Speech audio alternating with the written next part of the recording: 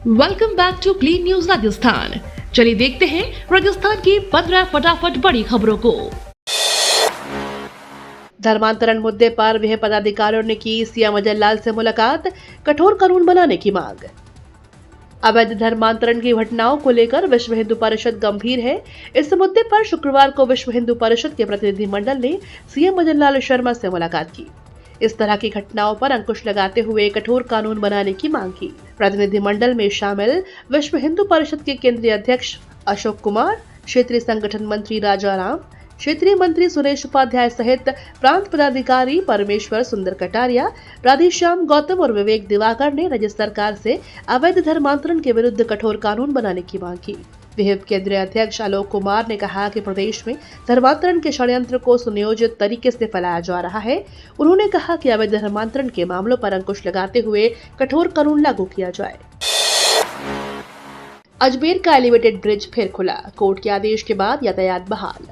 अजमेर में 3 दिन से बंद एलिवेटेड ब्रिज पर शुक्रवार शाम कोर्ट के आदेश से यातायात बहाल हो गया। शुक्रवार को कोर्ट में एलिवेटेड ब्रिज को लेकर दायर याचिका पर सुनवाई के बाद कोर्ट ने प्रशासन और आरएसआरटीडीसी के अधिकारियों को पाबंद किया और सुरक्षा के दृष्टिकोण से शपथ पत्र लिया। शपथ पत्र प्रस्तुत होने के बाद कोर्ट ने एलिवेटेड ब्रिज को खोलने का आदेश दिया। मामले की अगली सुनवाई 6 अगस्त को होगी। मंत्री खर्रा बोले, सड़कें टूटने के कारण खराब ड्रेनेज सिस्टम, कार्रवाई करेंगे। बीते कुछ दिनों की तेज बारिश ने राजधानी में नगर निगम और जेडीए के क्वालिटी वर्क की पूरी परतें उधेड़ कर रख दी है। हालांकि प्रदेश की यूडीएच मंत्री ने सड़क टूटने का कारण शहर के खराब ड्रेनेज सिस्टम को बताया है। उन्होंने खुद ये स्वीकार किया है कि राजधानी की 50% सड़कें सिर्फ ड्रेनेज सिस्टम फेल होने की वजह से टूटती हैं। खर्रा ने कहा कि अगर पानी की निकासी सही होती तो सड़कें इतनी नहीं टूटती। मंत्री झावर सिंह खर्रा ने यह भी कहा कि भविष्य में ड्रेनेज सिस्टम की खामियों को दूर किया जाएगा ताकि बारिश के दौरान जल भराव की स्थिति न बने और सड़कें न टूटे। उन्होंने माना कि जब नींव कमजोर हो तो निर्माण कितना भी सुंदर हो वो टिका नहीं रह सकता, लेकिन आश्वस्त किया कि मरम्मत के बाद यदि निर्माण में फिर से कोई कमी पाई गई तो जिम्मेदार अधिकारियों पर सख्त कार्रवाई की जाएगी। राजस्थान में लोगों के जीवन से खिलवाड़, बिना लाइसेंस गोदाम सील। राजस्थान के डीडवाना में जिलाधिकारी डॉक्टर महेंद्र खड़गावत के निर्देश पर बड़ी कार्रवाई की गई है। यह कार्यवाही मिलावट के खिलाफ चल रहे अभियान के तहत की गई है। इसके तहत शुक्रवार को कुचामन सिटी में खाद्य सुरक्षा और रसद विभाग ने संयुक्त रूप से कार्रवाई कर जहां एक और 1268 लीटर फ्रूट और ड्रिंक को सीज किया है, तो वहीं गोदाम का लाइसेंस और रजिस्ट्रेशन नहीं होने पर गोदाम को भी सील किया है। आईआईटी कोटा दीक्षांत समारोह, गोल्ड मेडलिस्ट का एक का पैकेज 42 लाख, दूसरा बनेगा एंटरप्रेन्योर। IIIT का कॉन्वोकेशन आज आयोजित हो रहा है। इस संबंध में शुक्रवार को IIIT के कार्यवाहक निदेशक प्रोफेसर एन.के. पाढ़ी ने मीडिया से बातचीत में कहा कि कार्यक्रम में उपराष्ट्रपति जगदीप धनखड़, राज्यपाल हरिभाऊ बागड़े और IIIT कोटा गवर्निंग बोर्ड के अध्यक्ष retired lieutenant general A.K. Bhatt रहेंगे। दीक्षांत समारोह में 189 छात्रों को उपाधि दी जाएगी, जिसमें बीटेक के कंप्यूटर साइंस प्रोग्राम के 123 और इलेक्ट्रॉनिक्स एंड कम्युनिकेशन के 62 कैंडिडेट हैं, जबकि एमटेक कंप्यूटर साइंस व स्पेशलाइजेशन AI और डेटा साइंस के 4 कैंडिडेट को भी उपाधि दी जाएगी। SI भर्ती 2021 पेपर लीक, भर्ती को लेकर सरकार नहीं अपना सकती दोहरे मापदंड। राजस्थान हाई कोर्ट ने SI भर्ती 2021 पेपर लीक मामले में कहा कि राज्य सरकार भर्ती को लेकर दोहरा मापदंड नहीं अपना सकती। एक तरफ तो अदालत कह रही है कि मामले की जांच चल रही है और अभी भर्ती रद्द कराने का निर्णय लेना जल्दबाजी होगी, तो वहीं दूसरी ओर पेपर लीक में RPSC सदस्य और कोचिंग माफिया की मिलीभगत मान रही है। कोर्ट ने कहा कि SOG पहले कहती है कि भर्ती में दोषी और निर्दोष की पहचान मुश्किल है, लेकिन अब दोषियों को अलग छांटने की बात की जा रही है। अदालत ने कहा कि यदि जरूरत पड़ी तो हम एक बार फिर SIT के मुखिया VK सिंह को बुलाकर जानकारी मांग सकते हैं। इसके साथ ही अदालत ने मामले में भी सुनवाई 14 जुलाई को रखी है। फूड सेफ्टी ऑफिसर भर्ती के सफल अभ्यर्थी देख रहे नियुक्तियों की राह। राजस्थान सरकार की ओर से कराई गई फूड सेफ्टी ऑफिसर भर्ती 2022 की नियुक्तियां अब भी अधर में लटकी हुई हैं।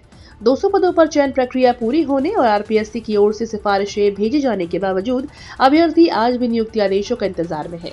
अब कोर्ट की ओर से भर्ती पर लगाई गई रोक ने चयनित अभ्यर्थियों के भविष्य को असमंजस में डाल दिया है।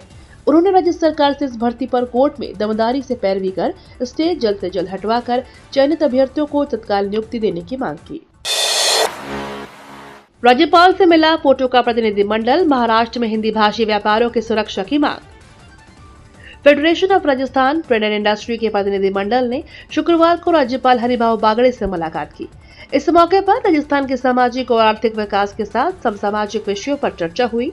इस दौरान फोर्टी के मुख्य सचिव नरेश सिंघल ने महाराष्ट्र में हिंदी भाषी लोगों के उत्पीड़न का मामला राज्यपाल के समक्ष रखा और महाराष्ट्र में रहने वाले राजस्थानी मूल के व्यापारियों और कार्मिकों की सुरक्षा के लिए कदम उठाने की मांग की। सिंघल ने बताया कि मुंबई के साथ महाराष्ट्र के कई शहरों में काफी संख्या में मारवाड़ी लोग रहते हैं, जिन्होंने अपनी मेहनत, लगन और उद्यमशीलता से महाराष्ट्र के आर्थिक विकास में महत्वपूर्ण योगदान दिया है।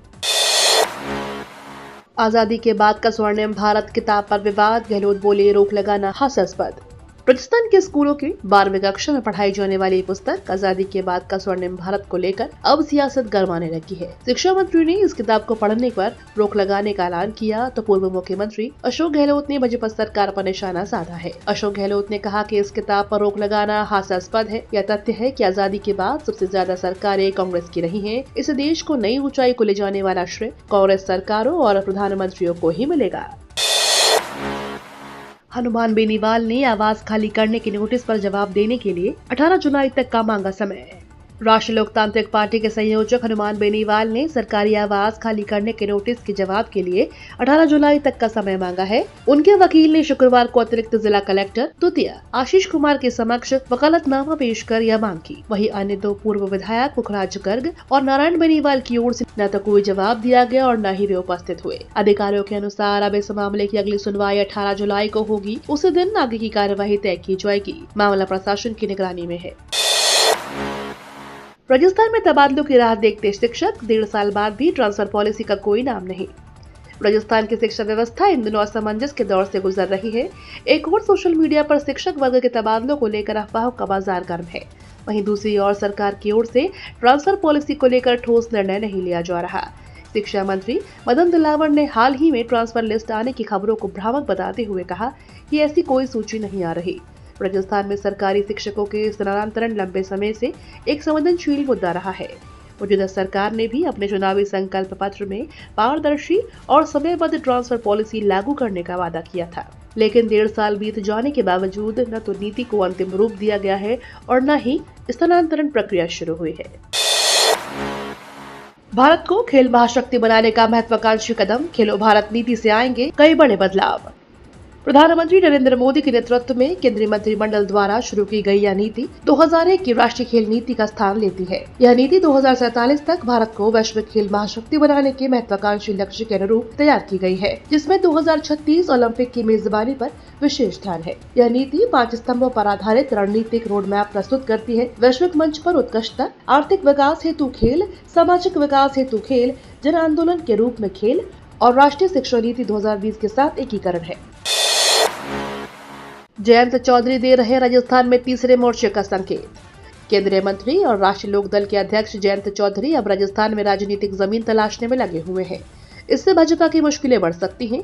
इसको लेकर जयपुर में कार्यकर्ता सम्मेलन में जयंत चौधरी ने कहा कि राजस्थान में राजनीतिक संभावनाएं हैं। फिलहाल राष्ट्रीय लोकदल भाजपा के साथ राजनीतिक गठजोड़ में है। आने वाले पंचायत चुनाव में जयंत चौधरी अपनी पार्टी राष्ट्रीय लोकदल को लेकर यहां पृष्ठभूमि तलाश रहे हैं। चौधरी ने कहा कि यह संगठन को मजबूत कर तीसरा विकल्प देने की कोशिश होगी। हमारे जो भी कार्यकर्ता पंचायत और नगर निकायों के चुनाव लड़ना चाहते हैं, उन्हें समर्थन दिया जाएगा और संगठन को मजबूत किया जाएगा। रील्स बनाने वालों की होगी मौत, सरकार देगी 5000 रुपए।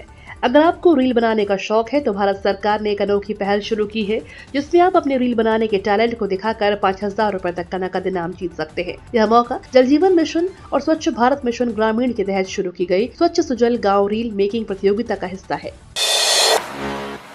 ठेका कर्मचारियों के शोषण पर राज्य कर्मचारी संयुक्त महासंघ की चेतावनी, सीएम के नाम सौंपा ज्ञापन।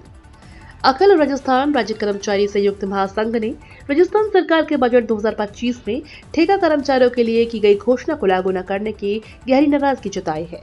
महासंघ का कहना है कि सरकार की उदासीनता के कारण ठेका कर्मचारियों का शोषण बढ़ रहा है।